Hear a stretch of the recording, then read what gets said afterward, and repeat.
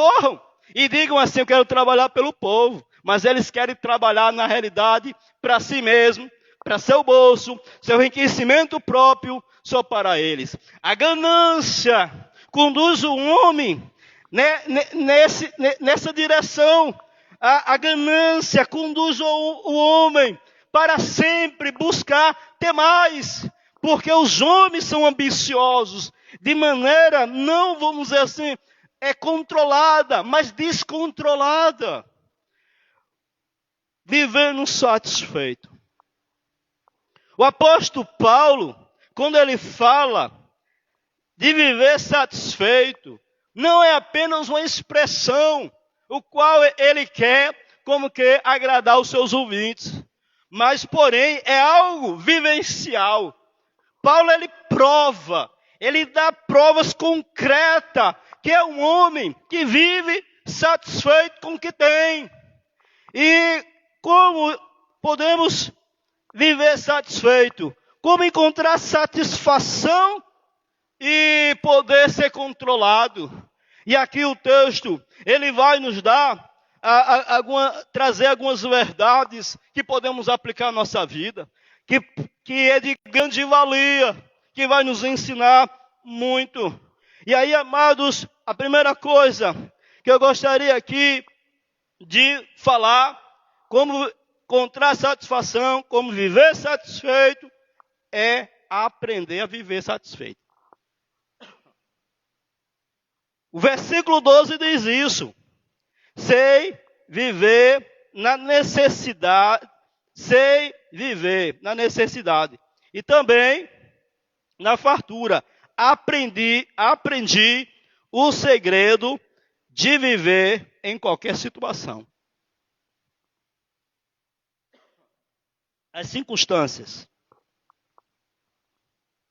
que o apóstolo passa, ele vai dizer: fome, frio, prisões, perseguições. Ele está passando por todas as circunstâncias. Ele está passando por tudo. Ele passa por momentos difíceis. Ele passa, e olha que Paulo é um pregador do evangelho. Eu pediria que alguém trouxesse minha água ali. Tá ali, meio depois. Paulo é um homem que passa por diversas situações. Paulo, ele passa por prisões. Paulo, ele está preso em Roma, quando ele está escrevendo essa carta. Porém, o tema dessa carta já nos chama a atenção, porque por mais de uma vez, por 17 vezes, a gente vê o apóstolo Paulo dizendo: alegrai-vos. O capítulo 4, versículo 4, ele diz isso, quando ele diz: alegrai-vos no Senhor. Outra vez vos digo, alegrai-vos. Estou contente, estou alegre, estou satisfeito. E a gente vê isso, amado, na carta que o apóstolo Paulo escreve. Na carta que o apóstolo Paulo, ele está preso, mas ele fala de satisfação. Ele fala nesse texto justamente em uma situação contrária a tudo, porque quem está preso não poderia dizer que está feliz, que está satisfeito. Porém, as circunstâncias externas não afetam o apóstolo Paulo. Paulo, ele está satisfeito porque está em Deus, porque ele vive para Deus. Ele tem a certeza disso. Existe, na época dos apóstolos, uma turma chamados estoicos, que eles afirmavam que a sua natureza humana, ela encontrava satisfação em si mesmo. Esses homens, eles diziam que dependiam tão somente dele mesmos, que a questão das problemáticas externas, eles resolviam de uma maneira que era independente de qualquer pessoa externa. Eles encontravam neles mesmos, eles diziam a solução de tudo. Eles se declaravam independentes, eles se declaravam capitães da sua própria alma, do seu próprio destino. E esses homens, ele vai na contramão daquilo que o apóstolo Paulo é. Porque Paulo, ele vai mostrar que ele depende de Deus. Que o seu contentamento, o motivo da sua satisfação, ela não estava nele mesmo, mas estava em Deus, vindo do alto, vindo do trono da graça. Então, Paulo, ele aprende a viver nessa situação. Deus te abençoe. Gabriel. Então, Paulo, ele aprende. Ele vai dizer, aprendi, versículo 12.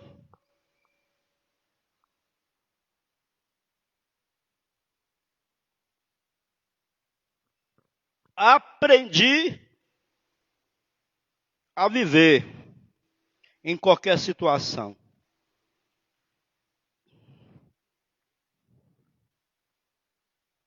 Sabe o que Paulo está dizendo?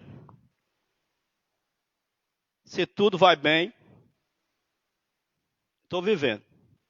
Se tudo vai mal, eu estou vivendo. Minha satisfação não está nessas coisas. Nas coisas, o quê? Exterior. Paulo, ele exerce o exercício da confiança na providência divina. Paulo, ele depende de Deus. Paulo, ele não depende das circunstâncias para dizer para si mesmo, estou feliz, eu estou contente, eu estou satisfeito.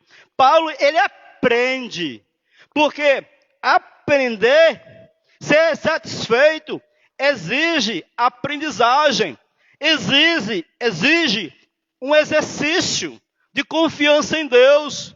E aí, amados, nós vemos que tem pessoas que vivem a vida toda e não aprendem essa lição. Mas é preciso aprender a viver satisfeito. Porque se não aprendermos, vamos ser insatisfeitos o tempo todo, a vida toda. Satisfação encontramos em Deus, em saber que estamos na vontade de Deus, que o que temos, o que precisamos está em Deus. As demais bênçãos que Deus nos dá, elas vêm para agradecermos a Deus. Porém, isso não é, vamos dizer assim, o motivo da nossa alegria, não é o motivo da nossa satisfação. A nossa satisfação deve vir de Deus, o nosso contentamento está no Senhor. Em Deus, amados, somos satisfeitos, devemos estar satisfeitos.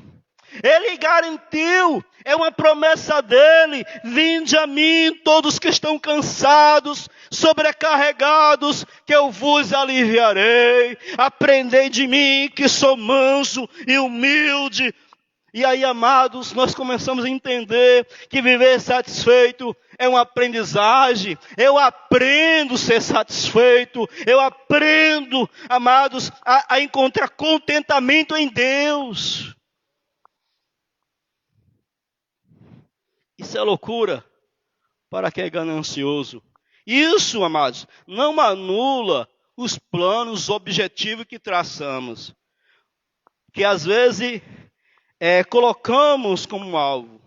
Mas aprendemos com a palavra de Deus que o nosso contentamento não está naquilo que ganhamos, naquilo que obtemos, naquilo que às vezes são bênçãos de Deus. Mas o nosso contentamento está em Deus. Tão somente em Deus está o nosso contentamento. Ele diz, saber viver em todas as situações, altas e baixas, de escassez, de fartura, de bucho cheio, como diz o nordestino, ou de bucho vazio. Bucho é uma palavra para nós nordestinos. Amém? Então, Paulo sabe viver em todas as circunstâncias, de abundância, de escassez. Sua dependência não é externa, a sua dependência está em Deus. Paulo, como um certo homem de Deus disse, Paulo, ele não é um termômetro, mas ele é um termostato. E talvez alguém diga, pastor, se eu não entendi, foi nada agora. E aqui só para quem estudou, ou então da área técnica. O termômetro, como é que ele funciona? Quem é que sabe? Todos aqui sabem, né? Já está com febre, né? Então, o termômetro, ele é influenciado pelo quê? Pela situação externa. O termômetro, ele é influenciado pela temperatura externa. Ele não altera, ele é alterado. Ele não, vamos dizer assim, ele mede. Apenas a possibilidade que ele pode fazer é ser afetado. Já o termostato, que é uma pecinha que nós encontramos na geladeira, que é aquela peça que determina a temperatura que a geladeira vai esfriar. O termostato, ele influencia o ambiente que ele está, ele influencia o equipamento e diz como que ele vai trabalhar. E aí com isso, amados, quando esse teólogo, que agora eu esqueço o nome dele, disse isso, ele quer dizer que o apóstolo Paulo é um termostato, que está querendo dizer que ele não é influenciado pelas circunstâncias, não é as situações que o influencia, mas é ele que influencia o meio, é ele que determina o meio que ele está, como é que vai funcionar, porque o seu contentamento está em Deus, a sua alegria está em Deus ele está, e não é a circunstância que vai dizer o que ele sente, se ele vai ficar triste ou ele vai ficar alegre, porque Paulo, ele encontra satisfação em servir a Deus, a sua força vem de Deus. Paulo depende de Deus. Paulo é um termostato e não um termômetro. E aí, amados, Paulo ele influencia as situações e não é influenciado pela situação. Aprendi a viver. O versículo diz assim: sei viver na necessidade e também na fartura. Aprendi o segredo de viver em qualquer situação, de estômago cheio ou vazio, com pouco ou com muito. Posso todas as coisas por meio daquele que me dá força, noutra tradução que me fortalece. Então Paulo é alguém que encontra satisfação em Deus, não é nas circunstâncias, não é como é que está a minha vida. Paulo, ele não é controlado pela situação, mas ele controla a situação. Então podemos, amados, aprender também o segredo, porque o texto diz justamente isso, aprender o segredo de viver, porque pessoas, amados, vivem errando, vivem triste, vivem decepcionada, porque ainda não aprendeu a viver. Se tem pouco, reclama, se tem muito também, ele vai gastar de maneira descontrolada, porque até nisso ele não tem controle.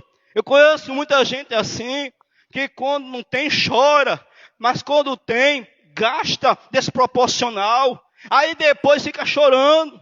É como aquelas pessoas que vai receber o 13º no final do ano. Isso acontece muito em algumas empresas, precisa na prefeitura, no estado, o 13º nem saiu, ele já gastou todo. Já foi no banco e pegou adiantado. Eu sei que às vezes em situações que exigem isso, mas às vezes tem pessoas que às vezes, eu digo isso porque eu vivencio, eu vejo isso, pessoas às vezes que dizem, eu não estou nem precisando de pegar o empréstimo, mas o banco está oferecendo, eu vou lhe pegar. E às vezes, para comprar, para fazer mais uma conta, para às vezes nem pagar o que está devendo, mas é para comprar outra coisa e ainda ficar devendo. Ou seja, não sabe viver, precisamos saber viver. O apóstolo Paulo vai dizer, aprendi a viver, aprendi o segredo de viver, porque eu sei viver.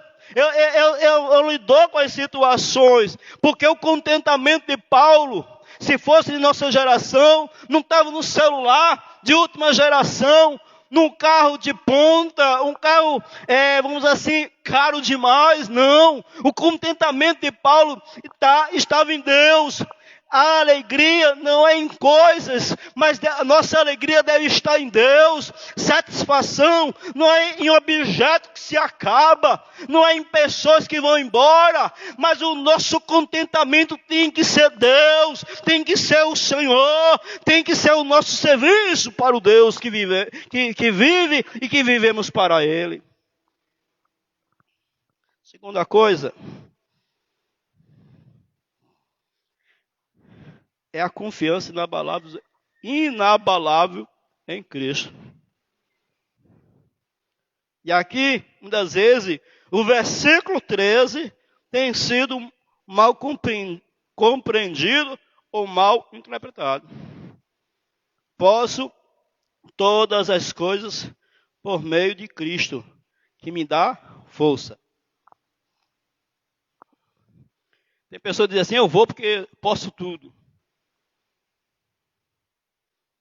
Posso todas as coisas em Cristo.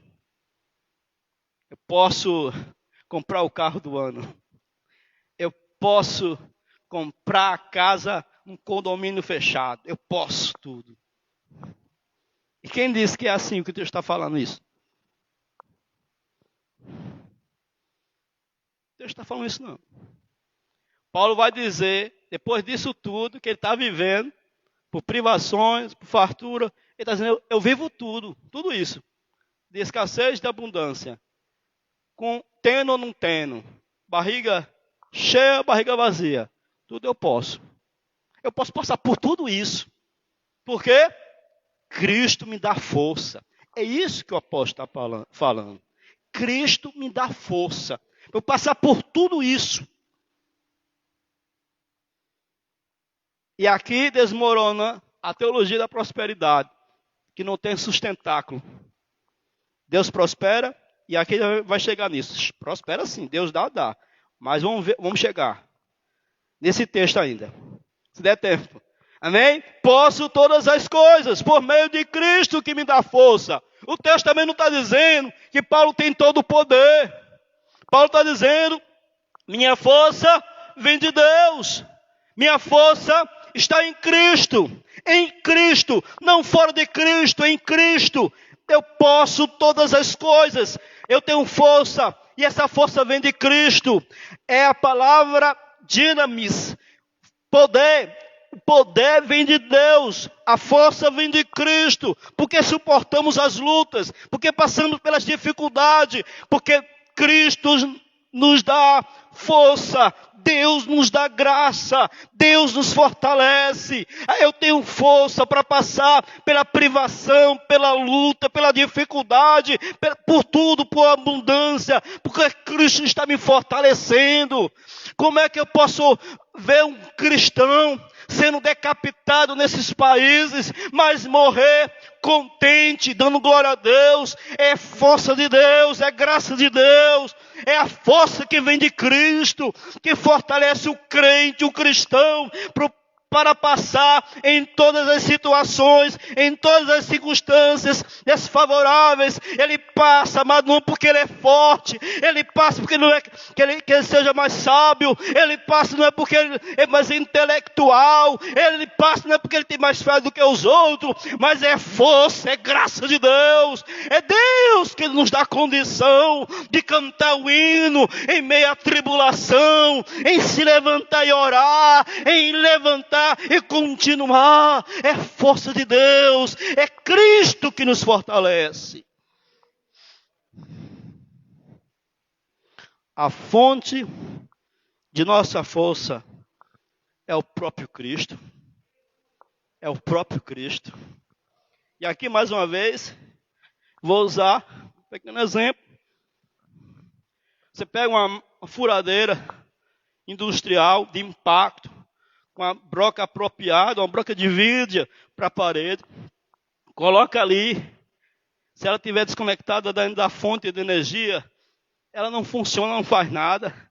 Mas liga ela na tomada, onde tem energia, onde os elétrons percorrem, e ela vai perfurar a parede, porque existe uma força que capacita o equipamento a fazer tal função. 10 minutos a fazer tal função. A nossa força vem de Deus. A nossa força vem de Deus. O poder vem de Deus. É graça de Deus. É graça de Deus. É poder que vem do alto em nossas vidas. A força para vencermos está em Cristo. Por isso podemos passar todas as circunstâncias. Paulo é interessado também. Porque Paulo, ele encontra satisfação. Primeiramente, ele já viu, porque ele aprendeu. Segundo, é a confiança inabalável em Cristo. Porque Paulo, ele tem satisfação e interesse no bem espiritual dos crentes. O fato daqueles irmãos ajudar, ser generosos para com o apóstolo Paulo, Paulo ele fica contente, ele fica alegre. O versículo 17 diz: não digo isso porque eu quero receber uma oferta de vocês, pelo contrário, desejo que sejam recompensados por sua bondade. No momento tenho tudo de que preciso, mas minha necessidade foram plenamente suprida pela contribuição que vocês enviaram por Epafrodito. Então Paulo está dizendo, e agora eu tenho que ser um pouco mais rápido. Paulo está dizendo o seguinte: olha, eu estou feliz por vocês. Não porque vocês supriram, porque eu estou tendo alguma necessidade, porque Epafrodito já me trouxe, supriu todas as minhas necessidades. Mas eu estou contente pela generosidade, pelo amor de vocês. Porque Paulo está dizendo que aquela atitude tinha uma recompensa por sua bondade. Então, amado, Paulo está dizendo, ele fala também no versículo, no mesmo versículo, continuando, diz: eles são a oferta, aquele que foi chegada, um sacrifício, um aroma suave, uma oferta aceitável a Deus. E esse mesmo Deus que cuida de mim, lhe suprirá todas as necessidades por meio das riquezas gloriosas que nos foram dadas em Cristo Jesus. Paulo está dizendo, vocês ofertaram, existe recompensa.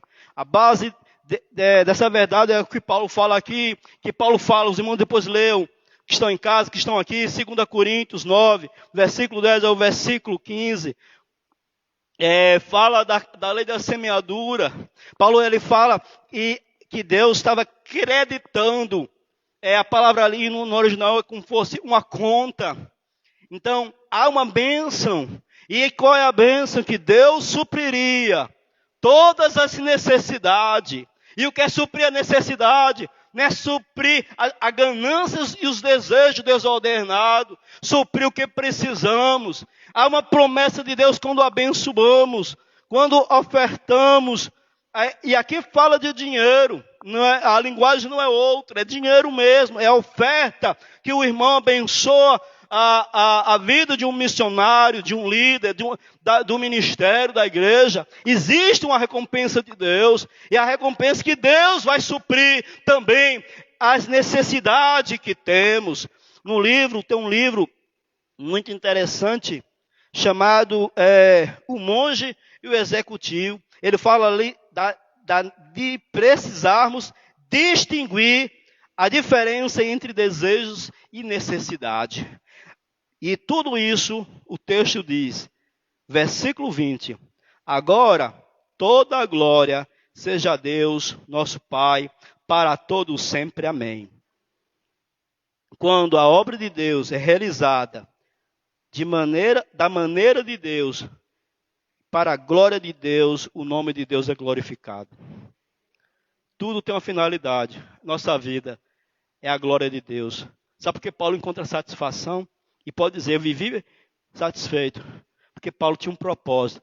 Não era a glória dele, era a glória de Deus. Paulo, ele se alegra, porque ele vê os irmãos que estão abençoando, e havia uma promessa, e Paulo faz essa oração: Deus suprirá também todas as vossas necessidades. Isso que é viver satisfeito. O ganancioso não sabe o que é isso. Que Deus possa realmente abrir nosso entendimento, nos dar a graça de viver satisfeito. Porque, mas se não aprendermos, vamos viver triste. Porque esse mundo é um mundo cada vez parece que estreita. E aí precisamos entender que a medida do ter, ela se esbarra na satisfação em Cristo Jesus.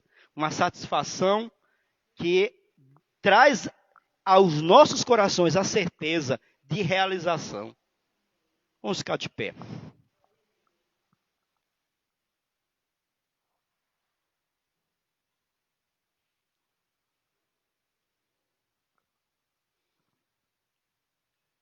Que teu coração venha ser tomado dessa verdade. Que os nossos corações, vocês que estão em casa, venham ser tomados com essa verdade. Vivendo satisfeito. Porque Cristo é que nos fortalece. Vivendo satisfeito. Porque aprendemos a encontrar satisfação em Deus.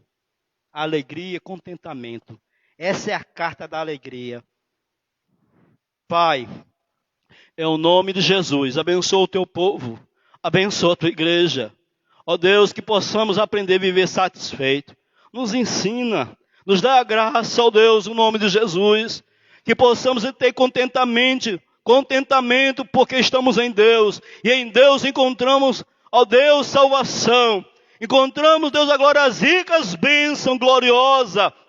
Que, ó Deus, pois estamos caminhando para a eternidade. Ó Deus, que possamos entender a cada dia mais essa verdade. Abençoa o teu povo.